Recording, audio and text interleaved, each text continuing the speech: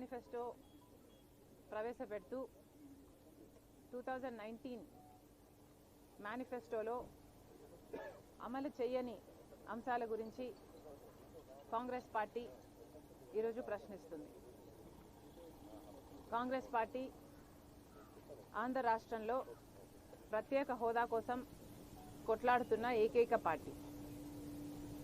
ఒక పక్క పాలకపక్షం, ఒక పక్క ప్రతిపక్షం ఇద్దరూ కలిసి 5 సంవత్సరాలు ఒకరు, ఇంకొక 5 సంవత్సరాలు ఇంకొకరు అధికారంలో ఉండి ప్రత్యేక హోదా కోసం కొట్లాడడం కాదు కదా, అధికారంలో ఉన్నప్పుడు కనీసం అధికారంలో ఉన్నప్పుడు ప్రత్యేక హోదా అన్న ఊసే లేకుండా చేశారు. ప్రత్యేక హోదా మన ఆంధ్ర రాష్ట్రానికి ఊపిరి లాంటిది. ప్రత్యేక హోదా వస్తే ప్రతి నియోజకవర్గంలో కనీసం 50 నుంచి 100 కొత్త పరిశ్రమలు వచ్చే అవకాశం ఉంది, అభివృద్ధి జరిగే అవకాశం ఉంది, మన బిడ్డలకు ఉద్యోగాలు వచ్చే అవకాశం ఉంది. అలాంటిది నిన్న మేనిఫెస్టో ప్రవేశపెడుతూ ప్రత్యేక హోదా గురించి ఎందుకు మాట్లాడలేదు అటు జగన్మోహన్ రెడ్డి గారైనా చంద్రబాబు గారైనా అని ప్రశ్నిస్తున్నాం. ముఖ్యంగా ప్రజలకు అకౌంట్ ఫర్ చేయాల్సింది ప్రభుత్వం.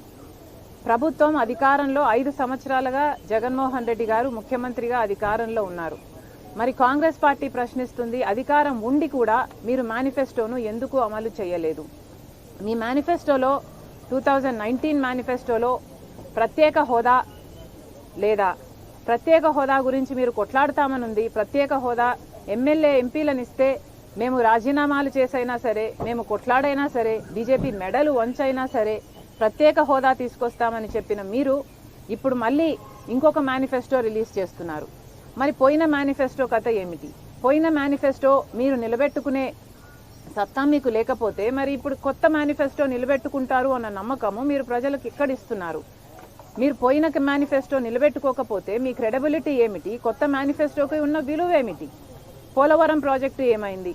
పోలవరం ప్రాజెక్టు కోసం ఒక్కటంటే ఒక్క నిజమైన ఉద్యమం ప్రత్యేక హోదా అయినా పోలవరం అయినా మీరు చేసింది లేదు.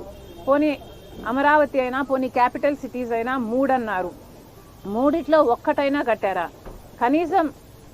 కనీసం ఈరోజు ప్రజలు తలెత్తుకొని చెప్పుకునేటట్టు ఒక క్యాపిటల్ సిటీ కూడా ఆంధ్ర రాష్ట్ర ప్రజలకు లేదు అంటే ఇది అవమానం కాదా?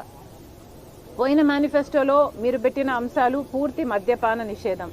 మరి పూర్తి మద్యపాన నిషేధం మీరు ఎందుకు చేయలేదు? పూర్తి మద్యపాన నిషేధం చేయకపోతే మేము ఎలక్షన్లకు కూడా ఓట్లు అడగము మళ్ళీ నెక్స్ట్ టైం వచ్చి అని చెప్పిన మీరు మేనిఫెస్టోలో పెడుతున్నాం మేము అని చెప్పి, మేనిఫెస్టో అంటే మాకు బైబిల్తో సమానము, ఖురాన్తో సమానము, భగవద్గీతతో సమానము అని చెప్పిన మీరు ఈరోజు మేనిఫెస్టోలో మీరు చెప్పిన మాట నిలబెట్టుకోకపోగా ఇప్పుడు మళ్ళీ కొత్త మేనిఫెస్టో రిలీజ్ చేస్తుంటే మరి పాత మేనిఫెస్టోకు మీరు విలువ ఇవ్వకపోతే మీ కొత్త మేనిఫెస్టోకు ప్రజలు ఎందుకు విలువ ఇవ్వాలి అని కాంగ్రెస్ పార్టీ ప్రశ్నిస్తుంది. పూర్తి మద్యపాన నిషేధం అని చెప్పి మద్యపాన నిషేధం చెయ్యకపోగా ప్రపంచంలో ఎక్కడా లేని విధంగా ఎవరూ అమ్మని బ్రాండ్లు మీరు మాత్రమే తయారు చేసి నాసిరకం మందు అమ్మి కల్తీ మందుతో, కల్తీ సారాతో ఈరోజు ఎంతమంది ప్రజలు నష్టపోతున్నారు, వాళ్ళ హెల్త్ ఎఫెక్ట్ అవుతుంది. మన రాష్ట్రంలో 25% మంది ఎక్కువ ఈ మద్యం తాగి లివరు, కిడ్నీలు చెడిపోయి చచ్చిపోతున్నారు. మరి వీటన్నిటికీ ఎవరు సమాధానం చెప్పాలి? పూర్తి మద్యపాన నిషేధం అని చెప్పిన మీరే, మీ సర్కారే ఈరోజు మద్యం అమ్మే స్థాయికి దిగజారింది అంటే మరి మీకైనా మీ మేనిఫెస్టోకైనా ఏమి క్రెడిబిలిటీ ఉంది అని కాంగ్రెస్ పార్టీ ప్రశ్నిస్తుంది.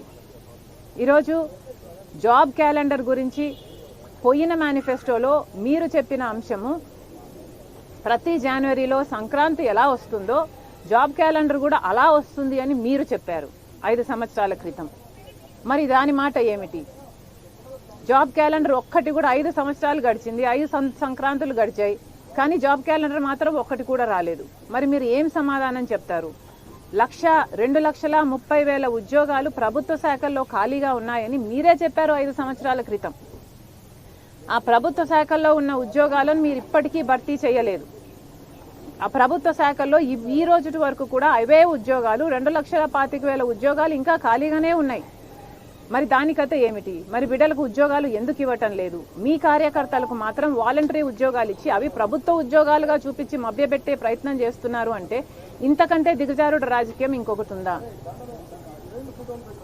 డిఎస్సి నోటిఫికేషన్లు మీరే చెప్పారు 23,000 టీచర్ ఉద్యోగాలు ఖాళీగా ఉన్నాయి, మరి 7,000కే ఎందుకు ఇస్తున్నావు చంద్రబాబు, సిగ్గులేదా అని మీరు తిట్టిన రోజు ఉంది 5 సంవత్సరాల క్రితం. మరి అదే టీచర్ ఉద్యోగాలు 23,000 ఉద్యోగాలు ఈ రోజు వరకు కూడా ఖాళీగా ఉన్నాయి. మరి మీరు ఎందుకు భర్తీ చేయలేదు 5 సంవత్సరాలుగా? ఇప్పుడు ఎలక్షన్లకు 2 నెలలు ఉందనంగా మీరు 6,000 డిఎస్సి టీచర్ ఉద్యోగాలతో ఒక దగా డిఎస్సి ఇచ్చారు. మరి ఇది బిడ్డలను మోసం చేయడం కాదా? దీనికి ఏం సమాధానం చెప్తారు? మీ మేనిఫెస్టోలో పోయినసారి మీరే ఈ విలువ ఇవ్వకపోతే మీరు పెట్టిన అంశాలకు మీ కొత్త మేనిఫెస్టోకి ఏ విలువ ఉంటుంది, మీరు ఏ క్రెడిబిలిటీ ఉంటుంది అని కాంగ్రెస్ పార్టీ ప్రశ్నిస్తుంది. రాజశేఖర రెడ్డి గారు తలపెట్టిన జలయజ్ఞం ప్రాజెక్టులు, ఆంధ్ర రాష్ట్రంలో 54 ప్రాజెక్టును రాజశేఖర రెడ్డి గారు తలపెట్టారు. దాంట్లో 12 ప్రాజెక్టులను రాజశేఖర రెడ్డి గారే పూర్తి చేశారు.